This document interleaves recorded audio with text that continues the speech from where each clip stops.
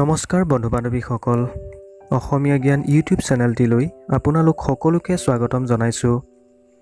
বন্ধু বান্ধৱীসকল, আজি আমি মা লক্ষ্মী দেৱী ঘৰৰ কেনেকুৱা পৰিৱেশত বাস কৰে আৰু কেনেকুৱা পৰিৱেশত ঘৰৰ পৰা আঁতৰত থাকে সেই বিষয়ে আলোচনা কৰিম।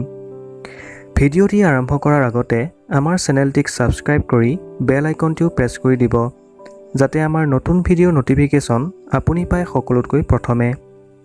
তেন্তে আহক ভিডিঅ'টি আৰম্ভ কৰোঁ।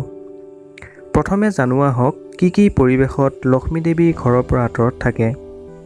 বন্ধু বান্ধৱীসকল, যিজন ব্যক্তিৰ বাবে কাম ভাৱ, যিকোনো বস্তুৰ প্ৰতি বেছি মোহ ভাৱ নিজৰ ধৰ্মতকৈ বেছি ডাঙৰ হয়, সেইজন ব্যক্তিৰ ঘৰত মা লক্ষ্মী কেতিয়াও বাস নকৰে।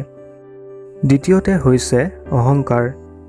যিজন ব্যক্তিয়ে সদায় নিজকে সকলোতকৈ শ্ৰেষ্ঠ বুলি ভাবে, নিজৰ বাহিৰে অন্য কাকো চিনি নাপায়, তেনে ব্যক্তিৰ জীৱনত লক্ষ্মী দেৱী কেতিয়াও লগ নিদিয়ে। আপোনালোকে এষাৰ কথাটো নিশ্চয় শুনিছেই চাগে, লোভেই পাপ পাপেই মৃত্যু। যি ঠাইত লোভ থাকে সেই ঠাইত ধৰ্ম নাথাকে, আৰু সেই ঠাইত লক্ষ্মী দেৱীৰো বসতি নাথাকে। ইয়াৰ উপৰি যিখন ঘৰত নাৰীক সন্মান কৰা নহয়, যিখন ঘৰত নাৰীক নিৰ্যাতন কৰা হয়, সেইখন ঘৰৰ পৰা লক্ষ্মী দেৱী সদায় আঁতৰি থাকে।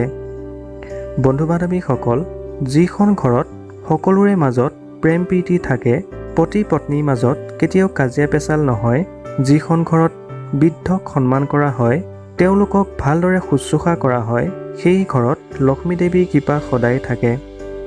যিখন ঘৰৰ পৰা আলহী অতিথিয়ে কেতিয়াও খালী হাতে যাবলগীয়া নহয়, য'ত আলহী অতিথিক অতি গুৰুত্বৰে শুশ্ৰূষা কৰা হয়, সেই ঘৰখনৰ প্ৰতি লক্ষ্মী দেৱী সদায় সন্তুষ্ট থাকে।